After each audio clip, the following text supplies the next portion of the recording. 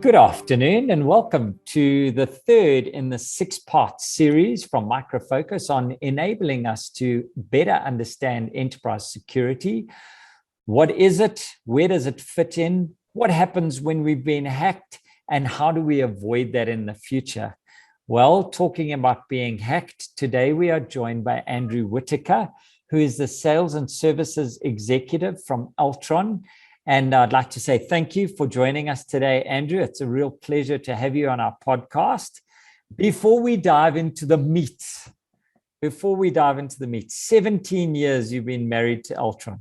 Where did you start? What was your first job there? Hey, Daniel, and thanks very much for having me. Really appreciate it today.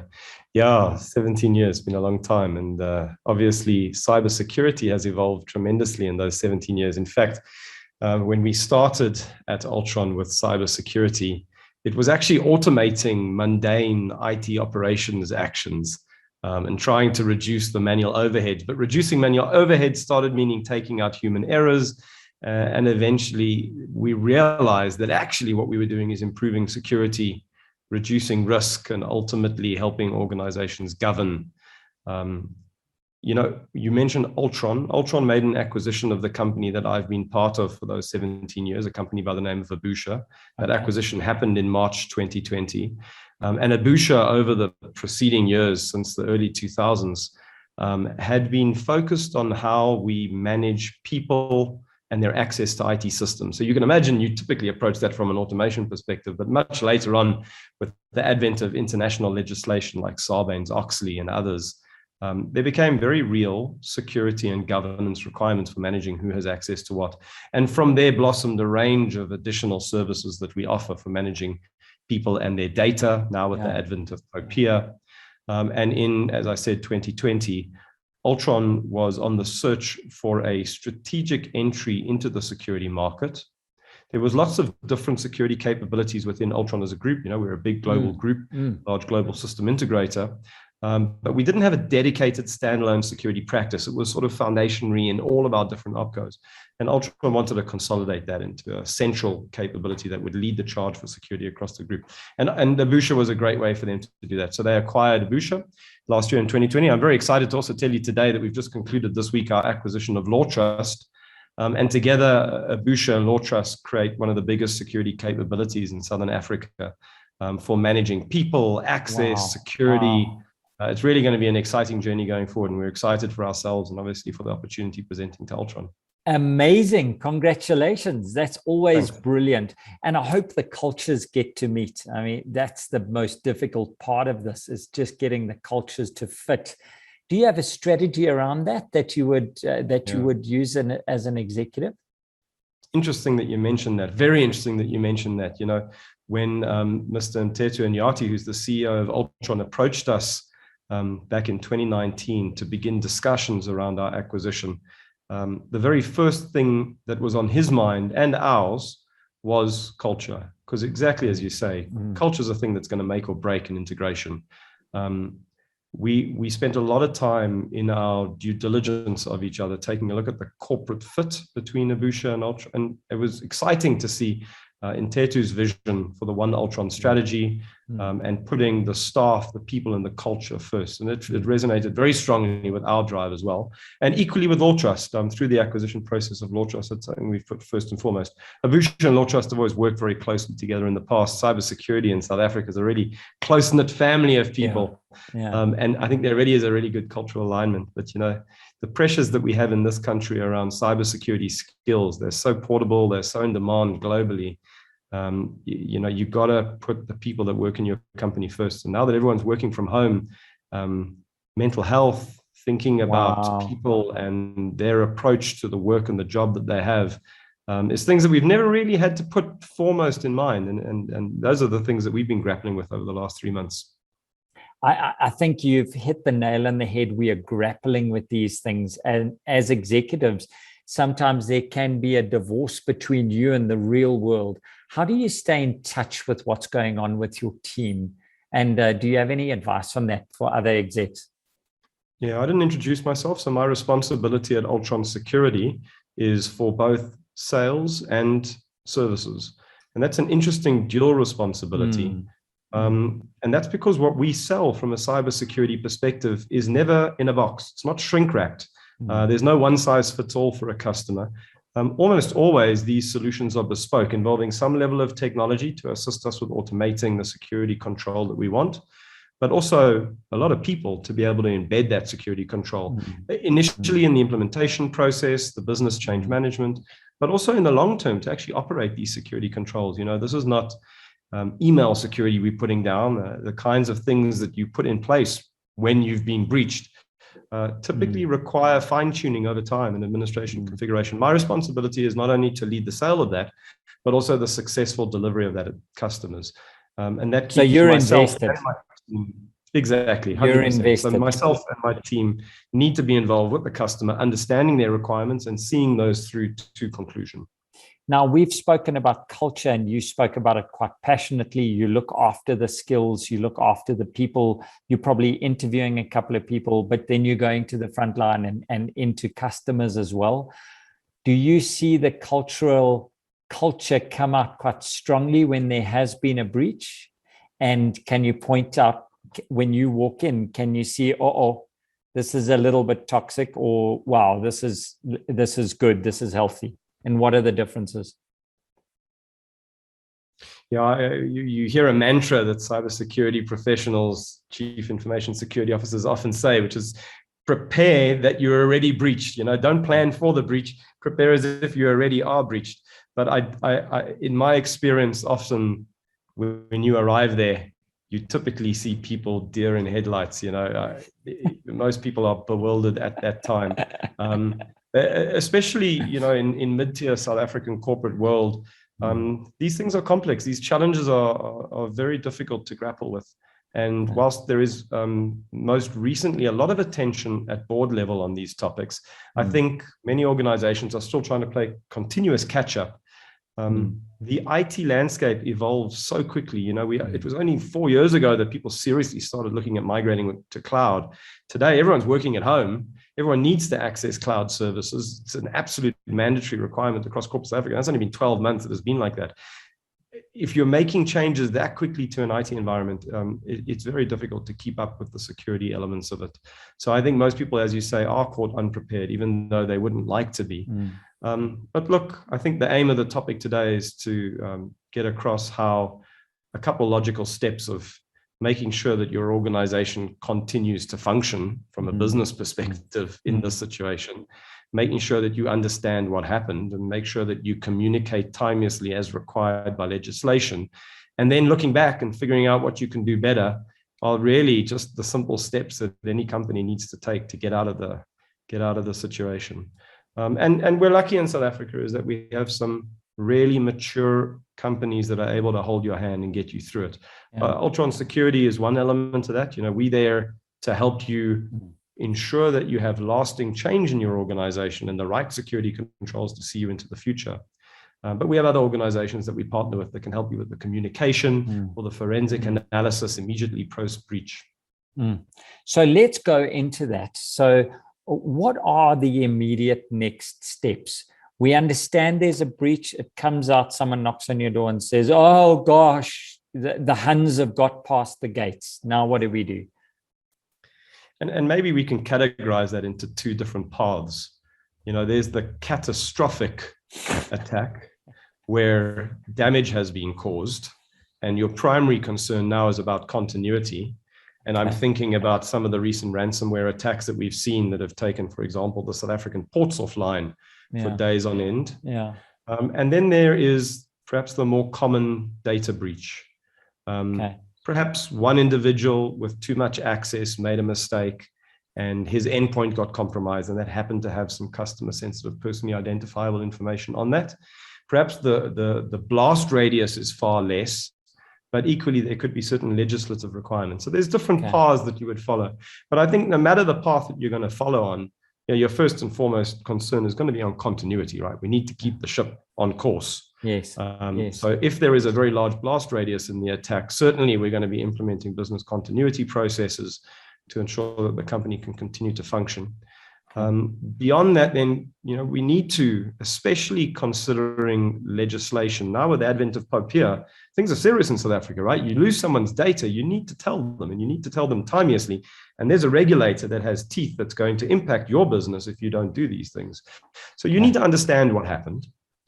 Once you've understood what happened, you can make the right decision based upon, if information in fact was stolen. And then beyond that, we can now start thinking about the long term. How do we prevent this from happening again? What are the lessons learned? Our organization, Altron Security, helps with a range of these security controls to make sure that we manage people, their access, and know what data we have in an organization. I think we can unpack those perhaps a little later. But yeah, I think in the immediate response, ensuring continuity, understanding what happened, and getting your communications handled according to legislation are going to be your very first priorities. I wrote it down as block intrusions, but if they happen, continue to function, identify where it happened, report on what happened, and reflect on why. And I think that sums up what you've been saying here. If I bring you back for a company that is operating, and we've just got around the fact that we need a SOC or a security operations center. We've got some budget that's going on.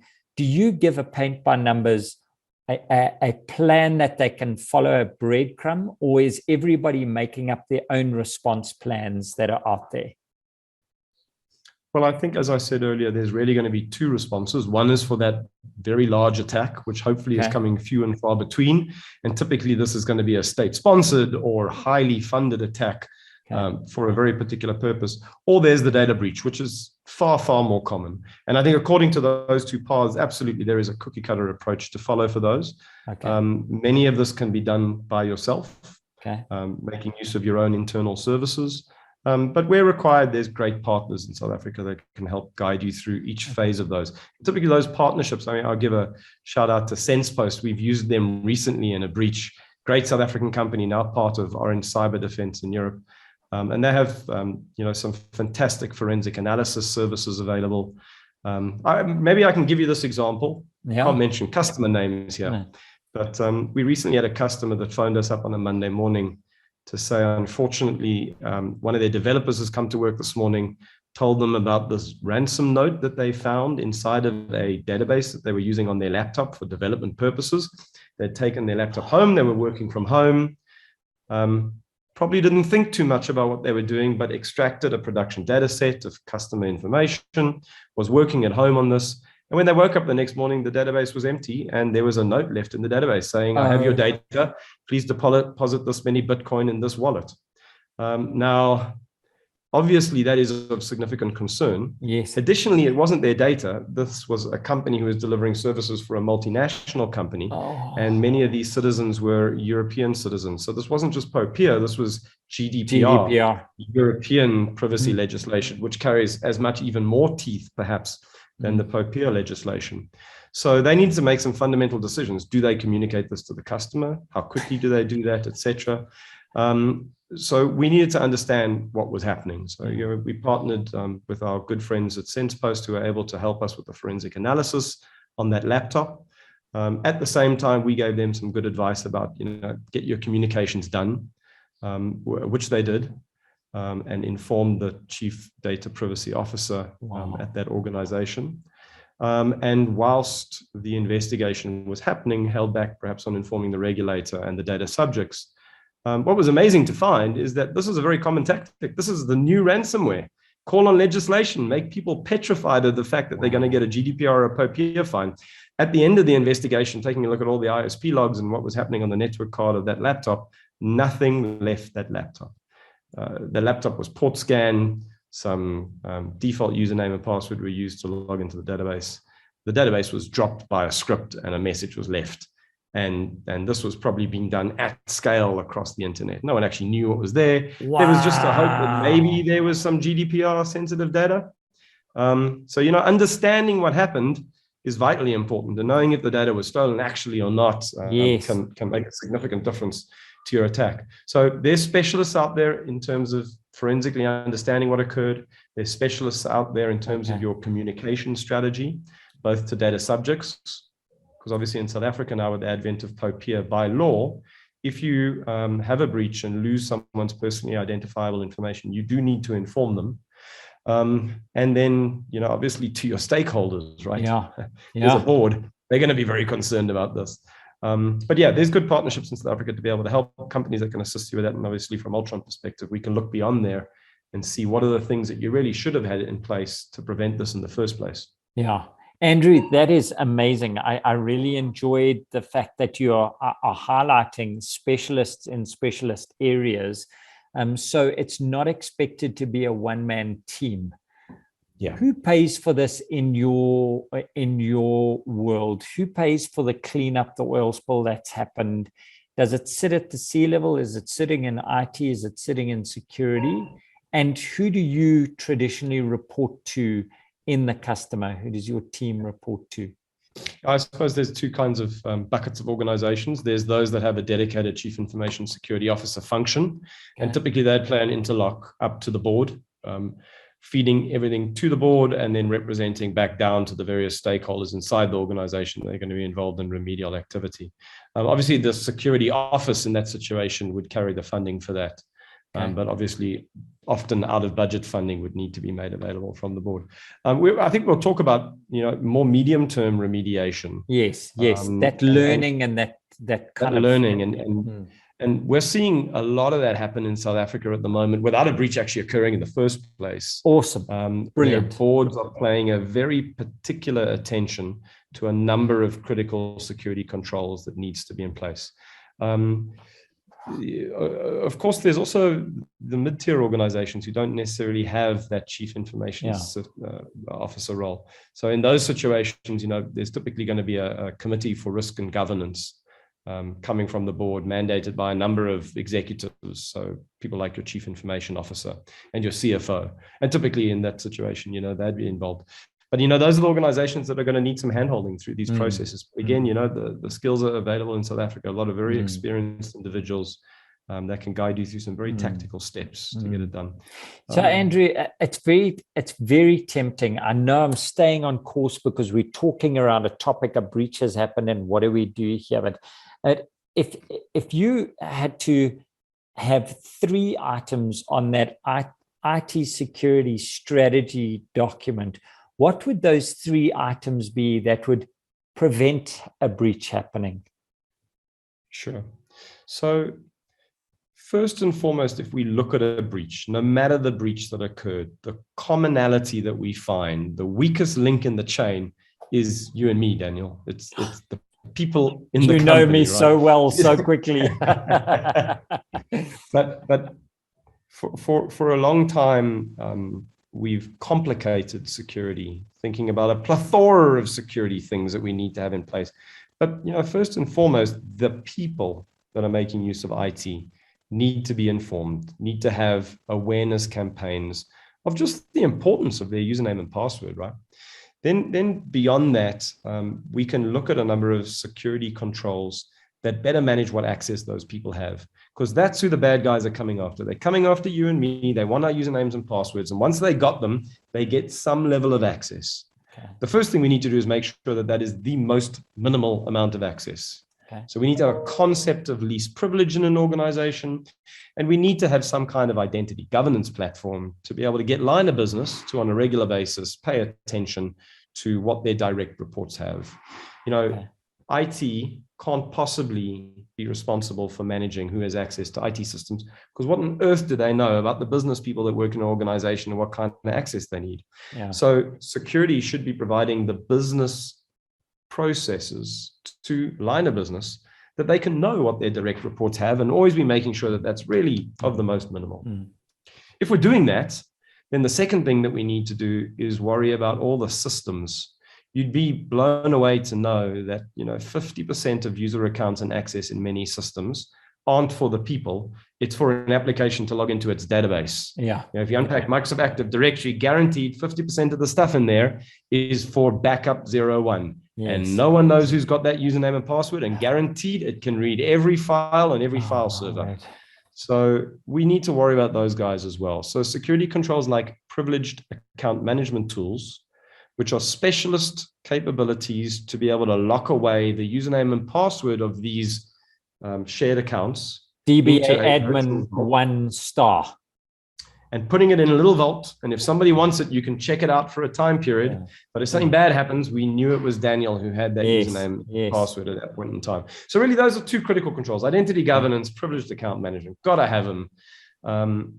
For a long time, we've seen auditors arrive at organizations and say, tell me why this user account exists. Because it looks like this person's left the company. Yeah. That's a common audit test that's been performed for the last 10 years. Everyone has sorted that problem out. If it's manual or automated, it's sorted out. Today, the audit queries that we're seeing are far more intelligent. You know, why has Andrew got this access? Who approved it? When was it last approved? You need systems in place to help you manage those processes. It's not good enough to be able to do them paper-based anymore or in the Excel spreadsheet. And obviously, these highly privileged shared accounts, that's the gold. That's what the attackers are after. And if you look at almost every single ransomware attack, if you take a look at that example that I gave of that data breach, that's what happened. It's a privileged account. It's a DBA account. It's default username and password. You didn't have the good hygiene on those accounts. This is difficult because today we don't actually know where all the databases are. You know, you got developers in Azure spinning up databases with a click of a button with no central approval anymore. But again, the security controls that we have and our sponsor Micro Focus has provides great capabilities to discover these accounts for you and to automatically get them under control. So those are the two things I think that are perhaps most important. And in fact, privileged account management is what we see most organizations go to post-breach. The very first thing that they do is realize, oh my word, it was the DBA account that we left lying around that someone got access to. So now let's lock it away. So PAM is typically the very first thing that we see organizations implement post-breach. The third thing, if you'll allow me one last point, is data privacy. Now with Popia, it's even more important for us to understand where we are storing personally identifiable information of the people that work with us, third parties and customers. And that sounds easy because surely it's in a database. But you know, we're at home, we're working on Microsoft Teams, we're building content in Word, in Excel, we're storing it in Teams, which is backed by SharePoint online. So now it's in the cloud. And very quickly we lose sight of the fact that those Excel spreadsheets may contain a credit risk analysis of all the customers that we have. So having good unstructured data governance hygiene, doing regular scans of unstructured and structured data, knowing where personally identifiable information is, so that when we go back to the beginning and we ask what access does Daniel have, it also extends down to what access to personally identifiable information does he have in content that was created in places like Excel. But it sounds like a lot that I've said there, but really those are three things in 3 steps. We need to manage our highly privileged accounts, top of the pyramid. One level below, we need to know about all the people that work for us, what user accounts they have, their associated access, and we need to know that that's valid for their current business role. If someone goes and fishes an employee, we want to make sure that they have the least possible access at that point in time. And then lastly, we want to know where all the personally identifiable information, because in South Africa right now, that's highly regulated. And if we lose that stuff, that's where we're going to have to go through some significant communication change management. You know, in another life of mine, we do that for SMEs, and how many have got no idea. And, you know, they just don't understand what privileged information is. So I support you on that 100%. Andrew, what is a commonly held belief about this role that you play that you passionately disagree with?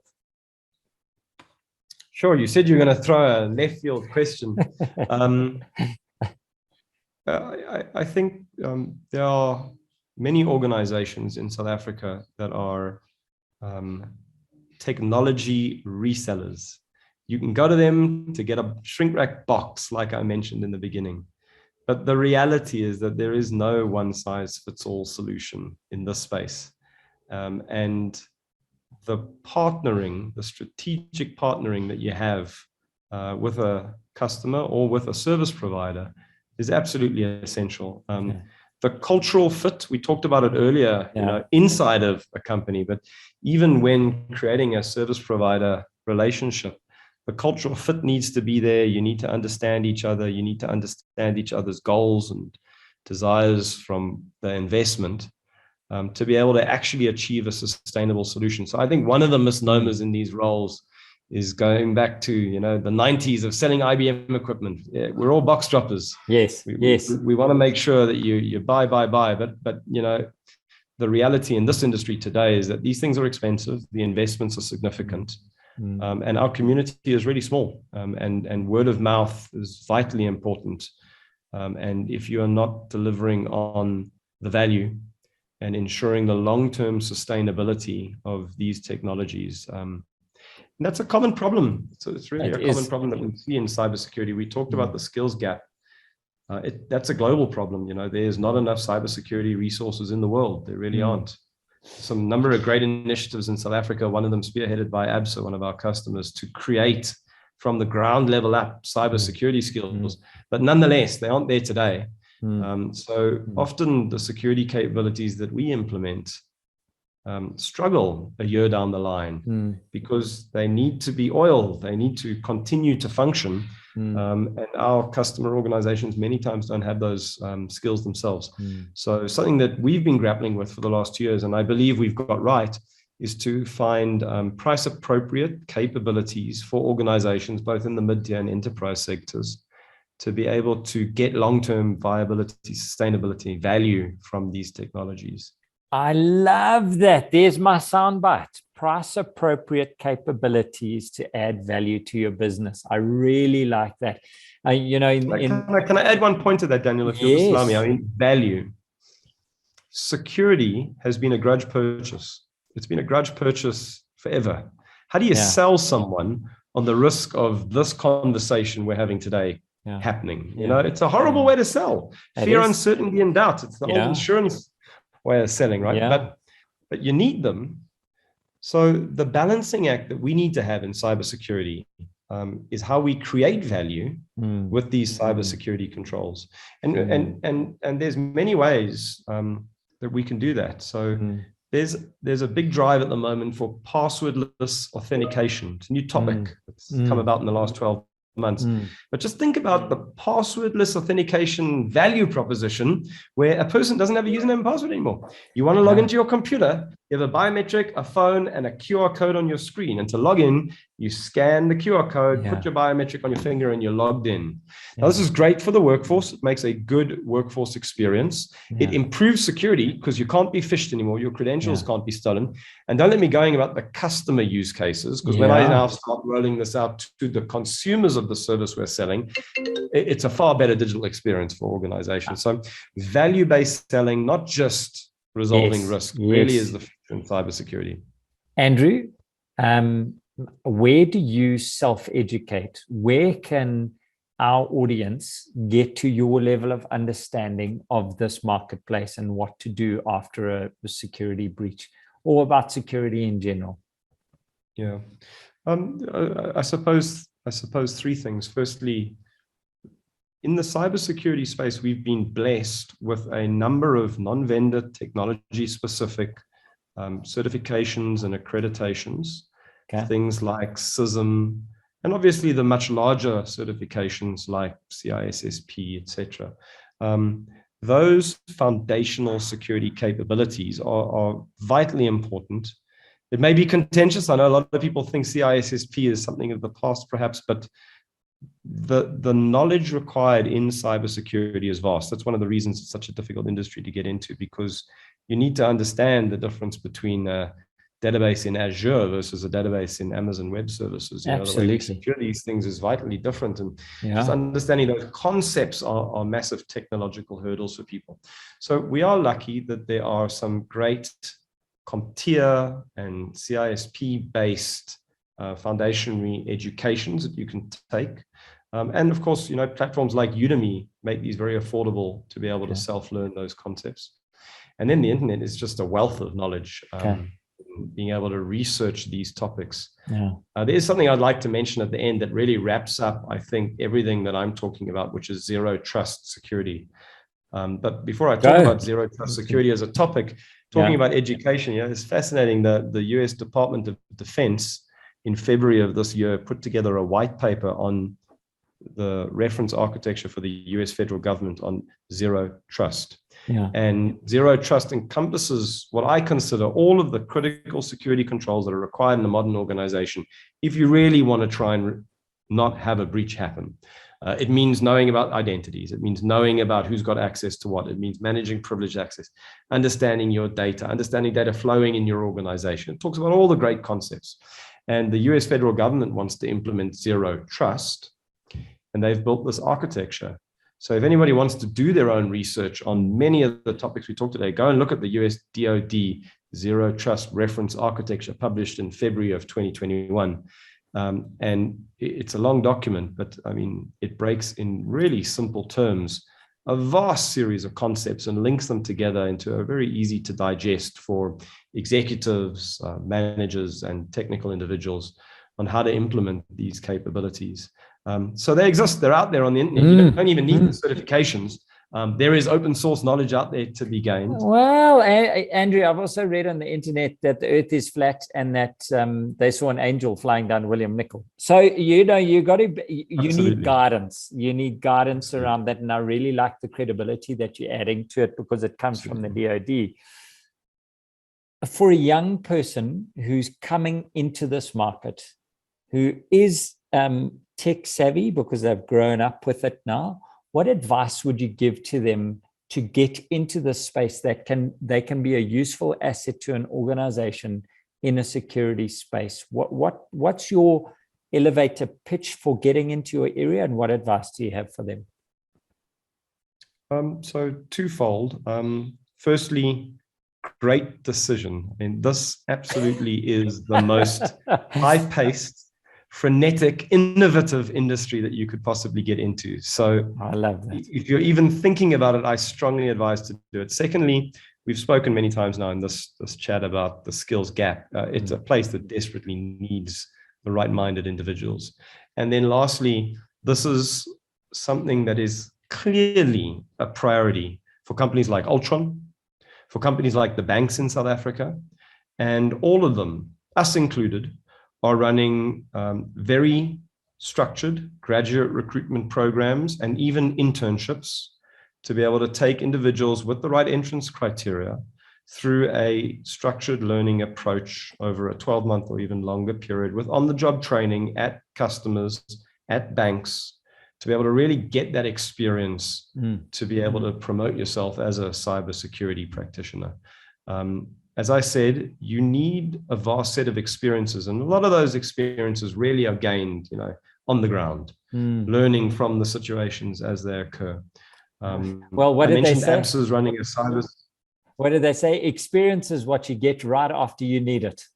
That's absolutely. Yeah, there you go. You were talking about knocks, eh? Exactly. You were talking about ABSA there, but I actually wanted to stop you because I wanted to say, I hope you are doing a tour of high schools and talking to kids about how amazing this industry is. And if you're not, I think that you should be, because people don't even know about the wealth of opportunity that's out there from a security perspective. And as we were saying in the preparation, the fastest area growing in IT today is security. So we are coming to the end of our time together. I want to ask you 3 questions. I'm going to, I did pose them earlier for our audience, so he has had time to think about it, even though they're cool questions. Andrew, what is the most exciting technological release that's coming in the next 6 months? What are you anticipating to be released? So I can tell you what we're working on currently inside of our organization. Even better. Go. So I mentioned this concept of zero trust. Zero trust is about making sure that every person behind every transaction, we know who they are. So we give no trust until we know who the person is. So we need strong authentication.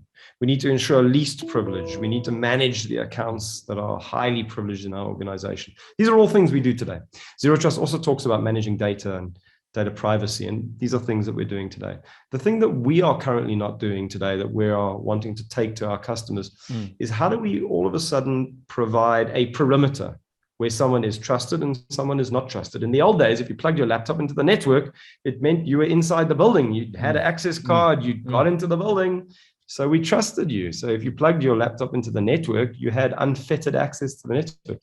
That's not possible anymore. People are at home, they're accessing SaaS services. How do we create that new cloud edge that is the modern perimeter, that provides all the old security concepts that we're used to, things like web proxying, things like data leakage prevention, things like mobile device management, but doing it in a SaaS way that is on the internet, that is cloud-based, and that allows us to take a lot of the cloud services that our workforce want to access and make them dark.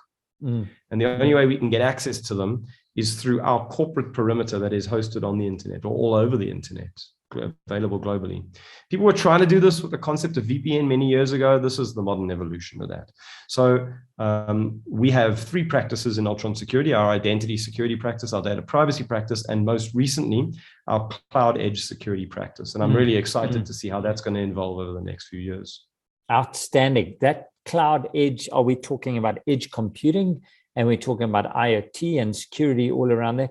Wow, new discipline, new podcast. We can't talk about it now because we haven't reached there. Wow, that is exciting. I want to know more about that. I'm a robotics fan. I just think automation hasn't even scratched the surface of potential, and edge computing. But when this is not about me and my passions. My second question for you, Andrew, as sales and services leader, we're leading up into December. What is your focus and where you're directing your team for the quarter to bring this year home? Yeah. So, we're blessed in cybersecurity that we have probably quite a different challenge in the COVID-19 pandemic, which is there is a lot more work that needs to be done than anticipated. So for us at the moment, it's about finding new ways of working, improved ways of working to be able to deliver on the demand. So much changed in the last year that cybersecurity initiatives and organizations are playing a lot of catch up to be able to put the right defenses in place. So for us, the challenge that we have at the moment is to be able to support our customers best and to be able to deliver on the project requirements that they have for us. So I think it's an excellent position to be in, to have the demand. But it's also a double-edged sword. The ability to deliver on these is not readily available. So we have to think of new and innovative ways to work, new and innovative ways to partner with our customers to be able to help them. So those are our fun challenges for the rest of our financial year. Stunning. That's very nice. And I know both Altron and Micro Focus have got quite an exciting grassroots partner development program. I was chatting to one of the partners who's privileged to be on that journey, and I just want to shout out to yourself as Altron and to Micro Focus for investing in South African growth companies and these smaller companies that are coming through. Having a big brother like Altron Security really means a lot to them. So that just came out of nowhere. I just want to honor you for that and say well done for spending time on developing small businesses. My last question to you, Andrew, before I let you go off onto this fine spring afternoon or summer afternoon, if you had to give advice to a security person in an organization that's not lucky enough to have Micro Focus's technology or Altron Security to put it in place, how would you say to them, deal with their breaches effectively in a headline statement or at least an elevator pitch statement? Yeah, in the famous words of Douglas Adams, don't panic. Step 1. There is a logical sequence of tasks. At the same time, breaches happen. I think a month doesn't go by where we don't see someone in corporate South Africa having this happen.